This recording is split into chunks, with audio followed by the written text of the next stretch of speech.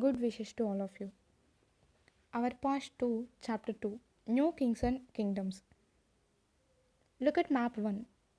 Major kingdoms 7th to 12th centuries. Look at the Guzara, Pratiharas, Rashtrakutas, Palas, Cholas, and Chahamanas or Chahanas. Can you identify the present day states over which they exercised control? Many new dynasties emerged after the 7th century. Map 1 shows the major running dynasties in different parts of the subcontinent between the 7th and 12th centuries.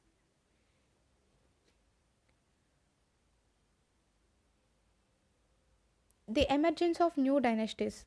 By the 7th century, there were big landlords or warriors chiefs in different regions of the subcontinent. Existing kings often acknowledged them as their subordinates or samantas. They were expected to bring gifts for their kings or overlords, be present at their courts, and provide them with military support.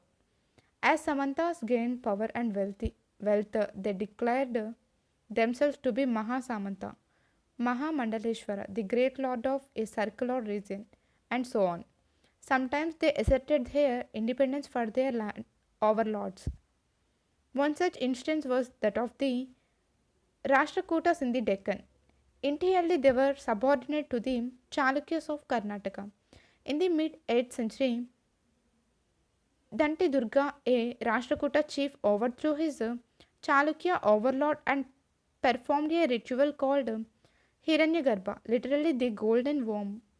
When this ritual was performed with the help of Brahmanas, it was thought to lead to the rebirth of the sacrificer as a Kshatriya, even if he was not one by birth. In other cases, men from enterprising families used their military skills to carve out kingdoms. For instance, the Kadamba Maurya Sharman and the Guzara Pratihara Harichandra were Brahmanas who gave up their traditional professions and took to arms, successfully establishing kingdoms in Karnataka and Rajasthan respectively. Administrations in the kingdom. Many of these kingdoms adopted high sounding titles such as Maharaja Adiraja, Great King, Overlord of Kings, Tribhuvana Chakravartin, Lord of the Three Worlds, and so on. Okay, look at figure 1. Wall relief from cave 15 Ellora showing Vishnu as a Narasimha, the man lion. It is a work of the Rashtrakuta period. Do you think being born as a Kshatriyas was important in order to become a ruler during this period? Okay. In spite of such claims, they often shared power with their samantas as well as with associations of peasants, traders, and brahmanas. In each of these states, resources were obtained from the producers, that is, peasants, cattle keepers, artisans who were often persuaded or compelled to surrender part of what they produced. Sometimes these were claimed as rent due to a lord who asserted that he owned the land. Revenue was also collected from traders. In what ways was this form of administration different from the present day system? Okay, 400 taxes. The inscription of the Cholas who ruled in Tamil Nadu referred to more than 400 terms for different kinds of taxes. The most frequently mentioned tax is vetti, taken not in cash but in the form of forced labor, and kadamai or land revenue. There were also taxes on thatching the house, the use of a ladder to climb palm trees, a cession, succession so to family property, etc. Are any such taxes collected today? These resources were used to finance the king's establishment as well as for the construction of temples and forts. They were also used to fight wars, which were in turn expected to lead to the acquisition of wealth in the form of plunder and access to land as well as trade routes. The functionaries for collecting revenue were generally recruited from influential families and positions were often hereditary. This was true about the army as well. In many cases, close relatives of the king held these points. Precisely and land grants. Precisely contain details that may not be literally true, but they tell us how rulers wanted to depict themselves as a valiant, victorious warriors, for example. These were composed by learned Brahmanas who occasionally helped in the administration.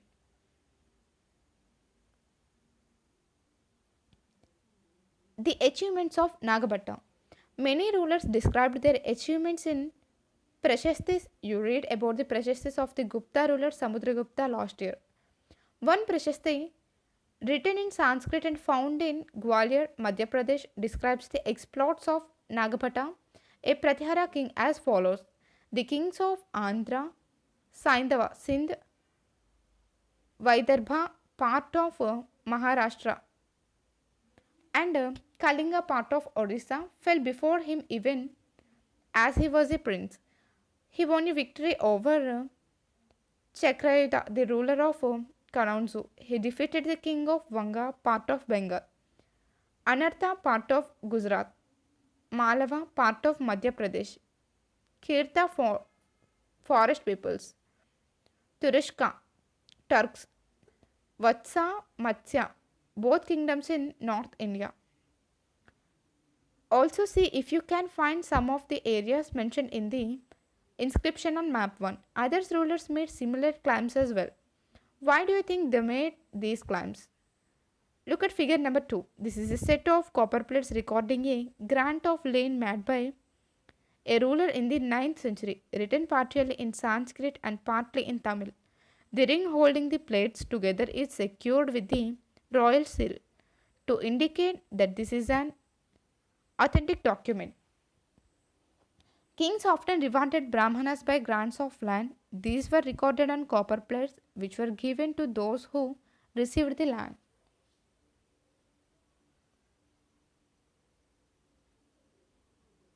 What was given with the land? This is part of the Tamil section of a land grant given by the Cholas. We have demarcated the boundaries of the land by making earthen embankments as well as by planting thorny bushes. This is what the land contains: fruit bearing trees, water, land, gardens and orchards, trees, wells, spaces, pasture land, a village, anthills, platforms, canals, ditches, rivers, silt laden land, tanks, granaries, fish ponds, beehives, and deep lakes.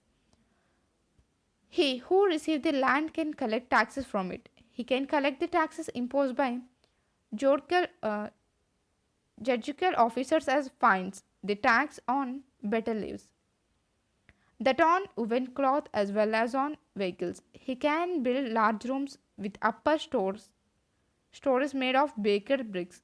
He can get large and small wells dug. He can plant trees and thorny bushes. If necessary, he can get canals constructed for irrigation. He should ensure that water is not wasted and that embankments are built. List all the possible sources of irrigation mentioned in the inscription and discuss how these might have been used. Unusual for the 12th century was a long Sanskrit poem containing the history of kings who ruled over Kashmir. It was composed by an author named Kalhana. He used a variety of sources including inscriptions, documents, eyewitness accounts, and earlier histories to write his account. Unlike the writers of Prashastis, he was often critical about rulers and their policies. Warfare for wealth. You may have noticed that each of these ruling dynasties was based in a specific region. At the same time, they tried to control other areas. One particularly prized are was the city of Kanauju in the Ganga Valley. For centuries, rulers belonging to the Gujara Pratihara, Rashtrakuta, and Pala dynasties fought for control over canons because there were three parties in this long drawn conflict. Historians often describe it as the tripartite struggle. As we will see, page 62 to 66, rulers also tried to demonstrate their power and resources by building large temples. So, when they attacked one another's kingdom, they often chose to target temples, which were sometimes extremely rich. You will read more about this in chapter 5. One of the best known of such rulers is Sultan Muhammad of Ghazni, Afghanistan. He ruled from 997 to 1030 and extended control over parts of Central Asia, Iran, and the northwestern part of the subcontinent. He raided the subcontinent almost every year. His targets were wealthy temples, including that of Somnath, Gujarat. Much of the wealth Muhammad carried away was used to create a splendid capital city at Ghazni. Sultan Muhammad was also interested in finding out more about the people he conquered and entrusted a scholar named Al Baruni to write an account of the subcontinent. This Arabic work, known as the Kitab ul Hind, remains an important source for historians. He consulted Sanskrit scholars to prepare this account. Other kings who engaged in warfare included the Chahamanas, later known as the Chahanas, who ruled over the region around Delhi and Ajmer. They attempted to expand their control to the west and the east, where they were opposed by the Chalukyas of Gujarat and the Gahadawals of western Uttar Pradesh. The best known Chahamana ruler was Prithviraj III, 1168 to 1192, who defeated an Afghan ruler named Sultan Muhammad Ghori in 1191, but lost to him the very next year in 1192. Look at map 1 and suggest reasons why these rulers wanted to control Kannauj and the Ganga Valley. Sultan, an Arabic term meaning ruler. Look at map 1 again and discuss why the Chahamanas may have wanted to expand their territories. A closer look the Cholas. Look at map 2, the Chola kingdom and its neighbors.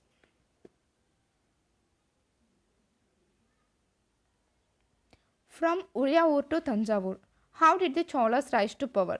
A minor chiefly family known as the Muttarairar held power in the Kaveri Delta. They were subordinate to the Pallava kings of Kanchipuram. Vijayalaya, who belonged to the ancient chiefly family of the Cholas from Uriyaur, captured the delta from the Muttarairar in the middle of the 9th century. He built the town of Tanjavur and a temple for goddess Nishumbasudini there. The successes of Vijayalaya conquered neighboring regions and the kingdom grew in size and power. The Pandyan and the Pallava territories to the south and north were made part of this kingdom. Look at figure 3. The temple at Gangaikonda Cholapuram. Notice the way in which the roof tapers. Also look at the elaborate stone sculptures used to decorate the outer walls. Rajaraja I, considered the most powerful Chola ruler, became king in 985 and extended control over most of these areas. He also recognized the administration of the empire. Rajaraja's son Rajendra I continued his policies and even raided the Ganga Valley, Sri Lanka, and countries of Southeast Asia, developing a navy for these expeditions. Splendid temples and bronze sculptures. The big temples of Tanjavur and Gangaikonda Cholapuram, built by Rajaraja and Rajendra, are architecture and sculpture marvels. Chola temples often become the nuclei of settlements which grew around them. These were centers of craft production. Temples were also endowed with land by rulers as well as by others. The produce of this land went into maintaining all the specialists who worked at the temple and very often lived near it. Priests, garland makers, cooks, sweepers, musicians, dancers, etc. In other words, temples were not only places of worship, they were the hub of economic, social, and cultural lives as well. Amongst the craft associated with the temples, the making of bronze images was the most distinctive. Chola bronze images are considered amongst the finest in the world. While most images were of deities, sometimes images were made of devotees as well. Look at figure number 4. A Chola bronze sculpture, notice how carefully it is decorated. To find out how these images were made, see chapter 6. Agriculture and irrigation. Many of the achievements of the Cholas were made possible through new developments in agriculture. Look at map 2 again. Notice that the river Kaveri branches off into several small channels before emptying into the Bay of Bengal. These channels overflow frequently, depositing fertile soil on their banks. Water from the channels also provides the necessary moisture for agriculture, particularly the cultivation of rice. Although agriculture had developed earlier in other parts of Tamil Nadu, it was only from the 5th or 6th century that this area was opened up for large scale cultivation. Forest had to be cleared in some regions, land had to be leveled in other areas. In the delta region, embankments had to be built to prevent flooding, and canals had to be constructed to carry water to the fields. In many areas, two crops were grown in a year. Look at figure 5. A 9th century sluice gate in Tamil Nadu. It regulated the outflow of water from a tank into the channels that irrigated the fields. A sluice gate is traditionally a wood or metal barrier which is commonly used to control water levels and flow rates in rivers and canals. In many cases, it was necessary to water crops artificially. A variety of methods were used for irrigation. In some areas, wells were dug. In other places, huge tanks were constructed to collect rainwater. Remember that irrigation works require planning, organization, organizing labor and resources, maintaining these works, and deciding on how water is to be shared. Most of the new rulers, as well as people living in the villages, took an active interest in these activities. The administration of the empire. How was the administration organized? Settlements of peasants, known as became prosperous with the spread of irrigation agriculture. Groups of such villages formed larger units called Nadu. The village council and the Nadu performed several administrative functions, including dispensing justice and collecting taxes. Rich peasants of the Vellala caste exercised considerable control over the affairs of the Nadu under the supervision of the central Chola government. The Chola kings gave some rich landowners titles like Muvendavelan, a Valan or peasant serving three kings, Arayar, chief, etc., as makers of respect, and entrusted them with important offices of the state at the center. Types of land. Chola inscriptions mention several categories of land. Velan Vagai, land of non Brahmana peasant proprietors. Brahmadhyeya, land gifted to Brahmanas. Shalabhoga, land for the maintenance of a school. Devadhana, Tirumana, sorry, Tirunamakkuttakani. Tirnamattukani, land gifted to temples.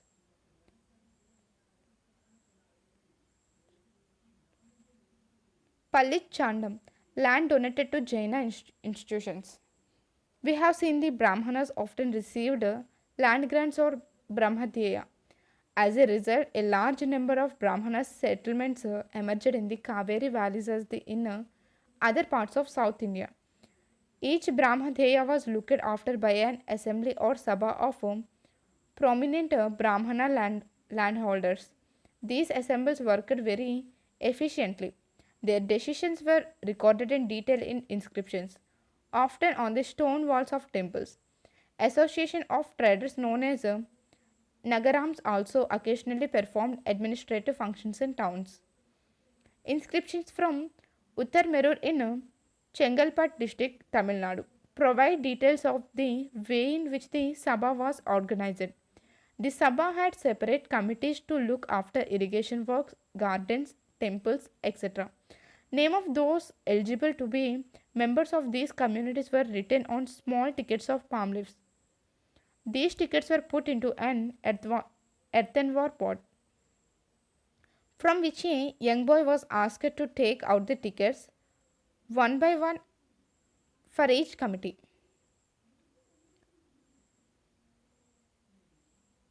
Do you think women participated in these assemblies?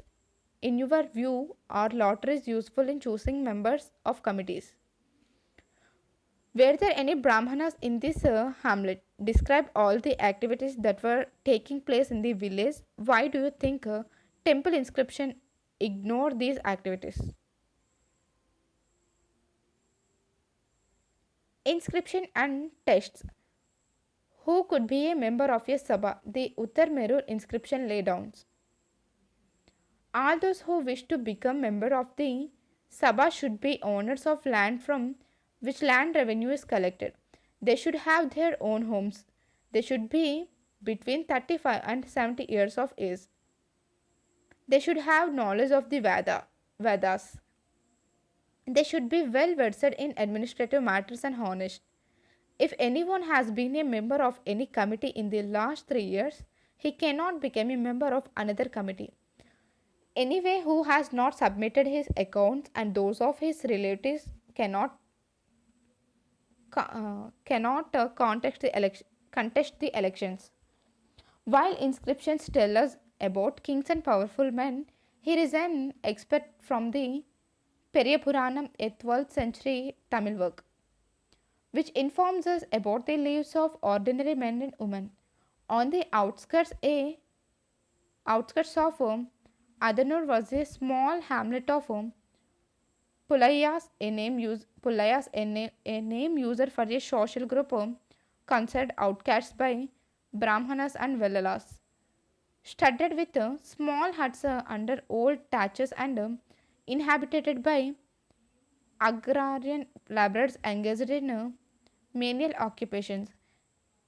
In the thresholds of the huts, covered with strips of leather, little chickens moved about in groups. Dark children who were bristles of black iron were prancing about, carrying little puppies. In the shade of the Marudu Arjuna trees, a female laborer put her baby to sleep on a sheet of leather. There were mango trees from whose branches a drums was hanging, and under the coconut palms, in little hollows on the ground, tiny headed bitches lay after whelping. The red the red crested cocks crowed before dawn, calling the brownie Pulayat plural to their day's work, and by day, under the shade of the kanji, kanji tree, spread the voice of the wavy haired Pulia women singing as they were husking paddy. China under the Tang Dynasty. In China, an empire was established under the Tang Dynasty, which remained in power for about 300 years from the 7th to the 10th centuries. Its capital, Xi'an, was one of the largest cities in the world, visited by Turks, Iranians, Indians, Japanese, and Koreans. The Tang Empire was administered by a bureaucracy recruited through an examination, which was open to all who wished to appear for it. The system of selecting officials remained in place with some changes till 1911.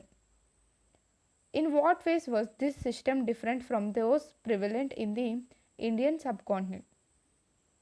Imagine you are present in an election for a Sabha. Describe what you see and hear. Let's recall. Question number 1. Match the following.